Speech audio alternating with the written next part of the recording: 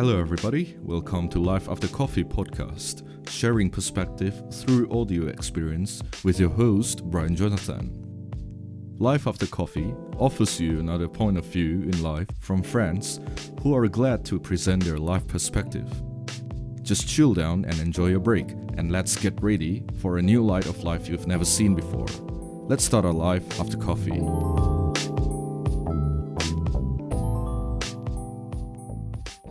Nah, kali ini Dalton benar-benar di cafe, jadi sesuai dengan namanya Life After Coffee, dia ngopi dulu biar munculin ide-ide baru, biar kalian dengerin ide terbaru dari Dalton itu apa yang perlu dibahas dari Dalton itu apa. Okay, after this, so what are we going to talk about, ya? I think kita tetap talk about the things that other people tidak berani discuss, which is the ugly truth. Gitu. Topiknya saya akan tetap konsisten dengan jangan menghiraukan apa kata orang terlalu banyak. Opini-opini orang itu boleh kita terima, tapi jangan sampai jadi sesat. Gitu. So we can start with ignore everybody because we have our own way. Ignore everybody. So kali ini kita bakal bahas gimana kita ignore everybody dan why we should ignore. Walaupun memang ada beberapa ide yang bagus dari orang lain, tapi ya belum tentu kita harus terima semuanya. Pada intinya begitu ya. Karena for me ya, more options, banyak opsi itu tidak baik. Contohnya saya kasih 2 HP yang bagus, dua-dua different brand, tapi dua-dua itu high spec. Kamu akan bingung. Gitu. Mau milih mana? Sedangkan kita hanya butuh 1 HP. Gitu. Saya kasih kamu 2 mobil balap, kamu akan bingung. That's why kalau mau mematikan potensi orang, kasihlah dia banyak pilihan. Itulah kenapa orang Chinese di Indonesia itu selalu sukses, banyak yang sukses. Itu karena mereka tidak punya pilihan selain bisnis.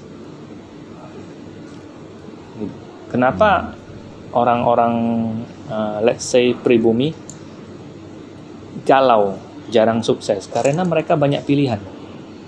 Bisa jadi pejabat, bisa jadi artis, bisa jadi atlet, bisa jadi penyanyi, bisa jadi dokter, bisa jadi everything.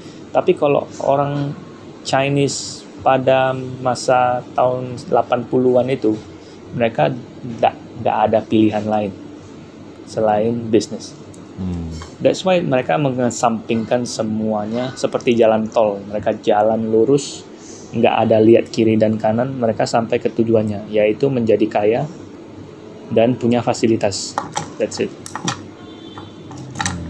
Nah, ini bahaya. Because nowadays, anak-anak zaman sekarang seperti kita many options. Ada freedom. Freedom itu bisa jadi bumerang bagi negara ataupun orang-orang yang belum ready. Seperti mahasiswa-mahasiswa zaman 98 dulu yang demo-demo itu, mereka betul-betul nggak ngerti apa yang namanya freedom. Tapi mereka diisi oleh informasi-informasi yang berlebihan sehingga mereka jadi kacau. Something like that. So I'm very full of ilmu tentang ignore everybody. Kalau mau tanya apa, saya bisa jawab. Maybe you can start asking me question.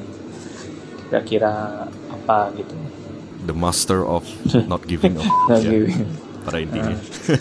Iya. Banyak sih, tapi orang Asian ini tidak berani. Teman-teman bilang saya very Western. Sebenarnya bukan very Western. Memang bukan very Western, but saya sengaja melihat budaya Western karena mereka betul-betul 50 years di atas kita. Gitu. Jangan mengulangi kesalahan yang selama ini telah dilakukan orang-orang. Kita jadi stupid gitu. Selain menggunakan otak sendiri, kita kan bisa menggunakan otak orang lain, yaitu pengalaman-pengalaman mereka.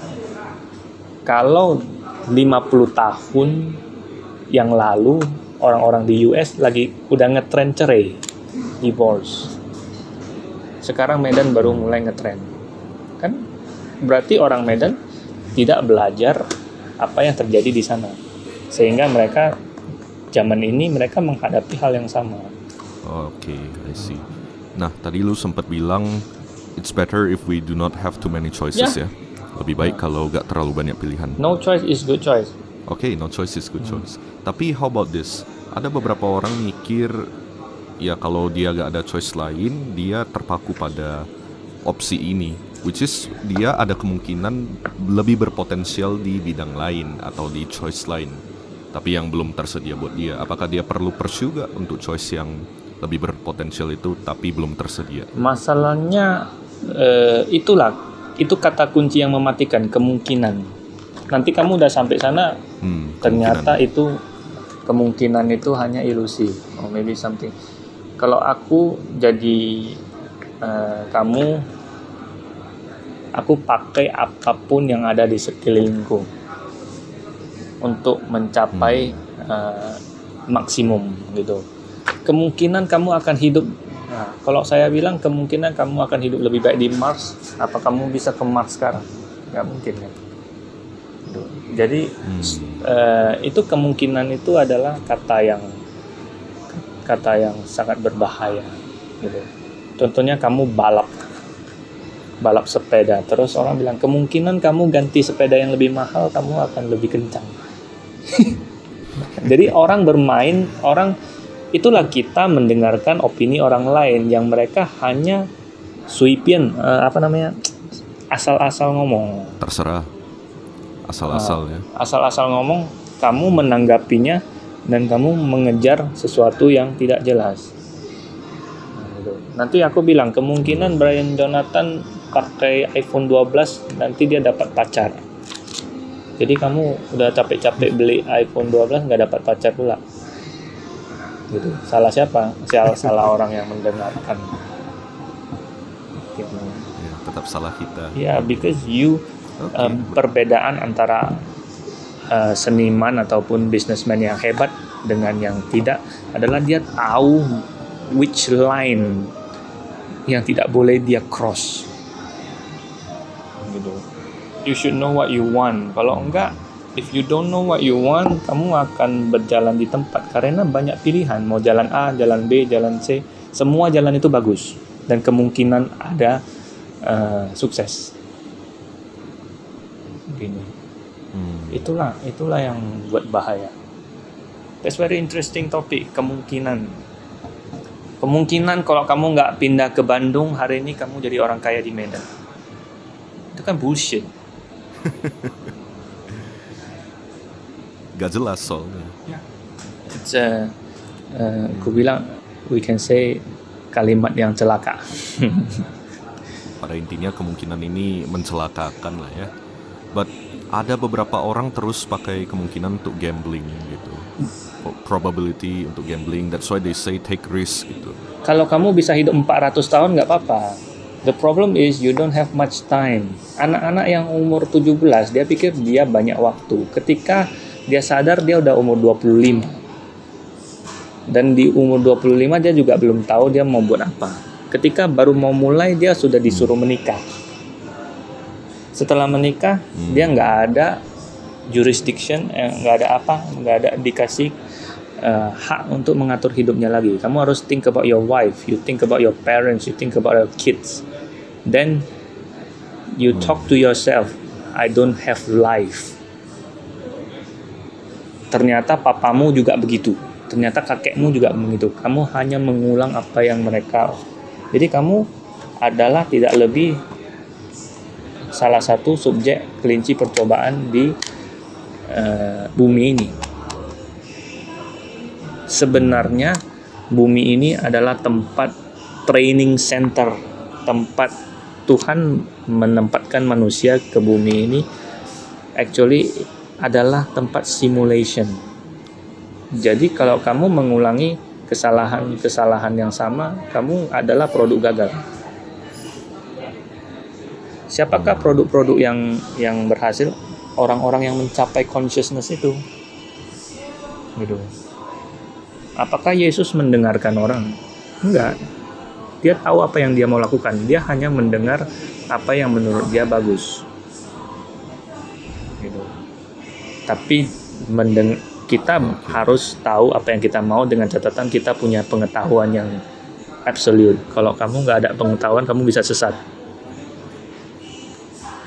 Gitu. Jadi wisdom and knowledge itulah kuncinya. Gitu. I see. Ya, berarti kita tetap lebih baik lah ya. Try that one choice itu ya, satu pilihan itu. What if kalau orang lain tetap beranikan untuk take risk? Yes, everything butuh waktu 5 tahun. Kalau kamu coba 3 macam, kamu udah habis 15 tahun. You get what I mean? Kita cuman hidup masa efektif itu yang orang bisa kerja efektif itu hanya 40 tahun. Berarti kamu habis 15 tahun. Ganti 3 kuliah. Itulah, ada banyak orang di Medan yang kuliahnya ganti 3 kali. Pertama ambil sound engineer, engineering. Kemudian merasa dirinya nggak cocok di sana. Move lagi ke manajemen. Udah manajemen, rupanya nggak bisa lagi. Masuk lagi ke bisnis. Kadang saya pengen seseorang yang di atas kemampuan saya mengatur. So my job is just follow. We don't have choice. Tapi sesuai dengan keahlian kita. Gitu. Kalau kamu gamers, kamu diatur oleh perusahaan game. Itu keren. Kalau kamu gamers nggak ada yang ngatur, kamu going nowhere. Berarti intinya itu ya, tadi lu bilang lu harus diatur at least. Itu menurut saya lebih enak gitu, karena menurut lu nggak semua orang harus gitu. If you know your plan 10 years from now, lu mau jadi apa, itu lebih keren lagi. Tapi what if they say mereka sampai udah tua, udah usia 30-an gitu, tapi masih belum ketemu, benar-benar belum ketemu apa yang mereka mau. Itu kesalahan di Indonesia. Kesalahan pendidikan. Waktu kecil kita dituntut semua mata pelajaran harus nilai 100. Itulah yang menyebabkan ketika kita dewasa kita nggak tahu sebenarnya kita jago di mana. Kalau di Finland, di luar negeri, orang itu hanya fokus beberapa subjek yang memang arahnya ke sana. Oke, anak ini nggak bisa sekolah, kita fokus dia ke atlet. Jadi dia hanya fokus jadi atlet, 1 hari berlatih 2 kali, terus bahasa foreign language dia belajar, fokus, dan morality. Cuman 3 subjek ini, language, morality, sama sports. Dia udah bisa jadi orang. Dibanding anak yang juara 1, semuanya 100. Tapi ketika dia dewasa dia nggak tahu sebenarnya dia jago apa. Iya. Nah itu masalahnya sih. Kebanyakan orang yang juara 1 nggak jelas kemana hidupnya. Justru itu. Yang di sini, tapi di luar negeri nggak. Yang di sini. Karena di luar negeri itu yang juara itu betul-betul based on kemampuan mereka di problem solving. Oke, saya mau bangun 1 pesawat terbang. Mereka begitu. Tapi kalau Indonesia nggak. Untuk suruh bangun pesawat terbang nggak bisa, tapi mereka ngerti sentrifugal, mereka mengerti bangun ruang, mereka ngerti teori rumus, semua mereka mengerti. That's why murid-murid di sini yang juara-juara kuliah di US, mereka kesusahan karena mereka hanya jago di bidang mereka. Mereka hanya fokus untuk mendapat nilai 100 di setiap bidang. Tapi yang dunia mau itu problem solving. Sekarang pesawatnya udah selesai belum? Kalian asik berbicara teori. Kalau aku buat begini, sayapnya begini, tapi pesawatnya nggak mulai-mulai. Gitu. Aku nggak tahu kapan negara Asia bisa berubah seperti US, tapi aku takutnya di luar sana memang nggak mengizinkan negara ASEAN ini untuk menjadi Seperti itu. Sistem pendidikan yang dibuat di sini memang diatur sedemikian rupa untuk kita jadi pekerja. Oke, nah kita nyambung ke topik yang berikutnya nih. Nah justru oke lah, kita tuh bukan yang benar-benar harus perfect di segala bidang ya. Kita fokus ke satu hal. Nah justru karena kita fokus ke hal-hal tertentu ya kita bisa munculin ide-ide yang lebih baru gitu ya, dibandingkan orang-orang itu yang perfect di segala bidang yang akhirnya kaku banget jadinya. Nah ide-ide yang baru itu yang lu munculin atau apapun yang lu udah ngomongin di podcast ini deh, itu most likely orang bakal gak semua bisa terima nih. Iya. Dan justru bilang lu aneh. Itu ada sebabnya. Ini saya baru baca suatu buku. Ide itu tidak akan gampang diterima orang. Karena ide kamu itu bisa aja merusak pasar. Ataupun ide kamu itu merusak keyakinan orang. Ataupun orang yang sudah di posisi nyaman. Dia lagi duduk di posisi ini dunia ini seperti yang dia mau. Kemudian you come up with ideas yang merubah dunia ini, dia tentu nggak mau. That's why saya sering dibilang orang, ide kamu itu hanya konspirasi, nggak betul, gitu. Tapi konspirasi yang menjadi kenyataan itu pasti sudah terlambat. Kamu masih ingat film Terminator? Sebelumnya si Sarah Connor dia udah datang kasih tahu pemerintah ini akan terjadi. Tapi pemerintah bilang ini adalah konspirasi. Ketika cyborg itu betul-betul datang, it's too late. It's the end of the world. Begitu juga si Bill Gates, corona itu dia udah predict 10 years ago. Orang terkaya di dunia bilang harus persiapkan diri untuk corona. Nggak ada yang dengar. Gitu. Ya. Maybe virus lah intinya dia bilang. Manusia terlalu gampang termakan oleh perkataan-perkataan yang hanya ingin mereka dengar. Gitu. Contohnya, banyak orang bilang perang senjata biologis itu tidak mungkin terjadi karena setiap negara sudah janji kepada United Nations. Itu kan bullshit. Masa kamu begitu gampang percaya dengan hanya omongan orang? Naif banget ya. Tapi yang bilang itu orang dewasa, bro. Saya sampai bingung kenapa sangat gampang percaya kepada omongan orang gitu. Actually inilah perang biologis, senjata biologis. Ya. Dan jauh virus ini. Sebelum coronavirus ini datang, saya udah sering baca bukunya Ramalan Nostradamus. Akan ada 1/3, sepertiga orang di bumi ini akan hilang. Dan it's happening now. Menurut saya yakin virus ini bukan yang berat. Belum. Akan ada yang lebih berat lagi. Belum berat. Iya. Ya. Yang betul-betul buat kamu stay at home. Dan intinya tujuannya itu kan untuk cleaning the people. Sangat orang-orang gampang. Yang nggak berguna ya hilang. Sangat gampang make you stay at home. Saya buat virus yang buat kamu kudis, kurap di wajah kamu kudis. Kamu berani keluar rumah? Nggak mungkin. Malu kan? Enggak. Ya. Tapi ada kemungkinan nggak kalau yang prediksi Nostradamus itu untuk bersihkan orang-orang di dunia ini, untuk hilangin orang-orang yang nggak berguna atau orang yang sorry to say low quality?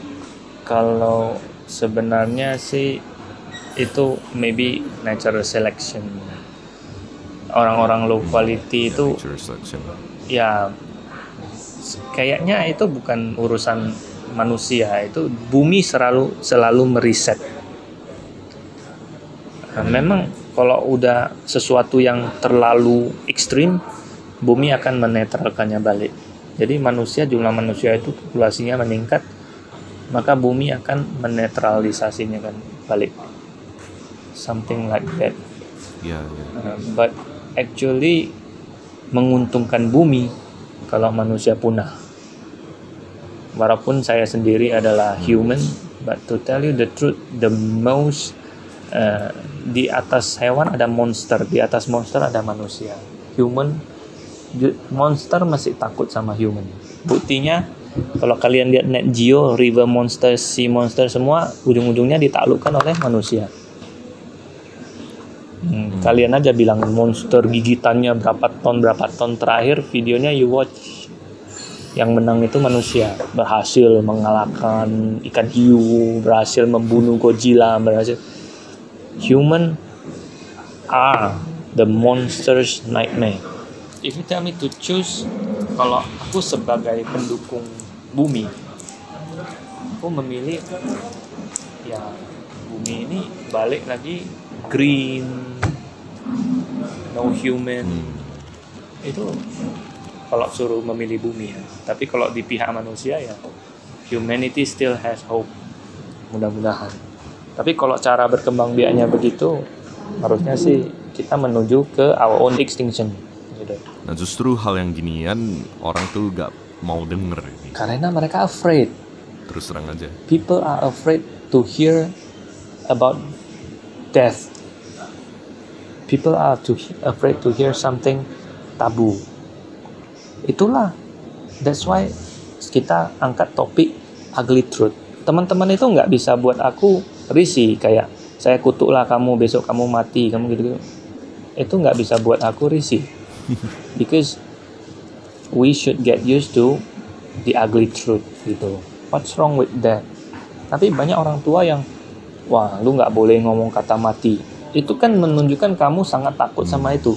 Nah, itu adalah titik kelemahan dia. Kita bisa memanfaatkan ini untuk mengalahkan dia. Orang yang tabu, orang yang takut dengan ini kita pakai. Oke, kamu jangan gitu, nanti Tuhan marah. Dia udah takut. That's why orang-orang seperti itu gampang dipengaruhi oleh instansi-instansi. Oke, kamu harus sumbang sekian persen, kalau enggak kamu sial. Kalau kamu tidak memforward pesan ini kepada 100 teman kamu, Anda akan sial. Itu kan asshole banget. Banyak loh yang no wonder cannot not doing that. Kirimlah pesan ini ke 100 orang. No wonder karena orang udah nganggap kalau hal ginian tabu, gak mau dibahas, justru takut ya conclusionnya. Ya no wonder aja. Asuransi kan pakai mati gitu. Kalau besok mati gimana keluarga lu? Iya. Jadilah orang yang nothing tulus. Maka apapun kamu tidak takut. Yang kamu takut itu adalah proses kematian yang buruk. Kamu disiksa sebelum mati. Tapi itulah yang terjadi kepada hewan. Semalam I have a very good conversation with group chat orang-orang tua, acek-acek semua yang enjoy makan hewan gitu. Mereka bilang binatang itu nggak ada feeling, nggak ada jiwa. Gitu. I said binatang ada feeling, ada jiwa. Cuman mereka nggak bisa mengutarakannya ke kita. Gitu. Oke, nggak bisa ekspresikan. Yeah, imagine if tomorrow I put your soul into a duck. Terus you come to me, gimana cara kamu membuktikan ke keluarga kamu bahwa kamu ini, bebek ini adalah kamu? Nggak bisa. Jadi kita jadi orang jangan sok. Tinggal dipindahkan aja soul kamu ke tubuh hewan. Kamu tidak akan bisa membuktikan ke orang tua kamu bahwa ini kamu, walaupun bonding kalian bagus, gitu.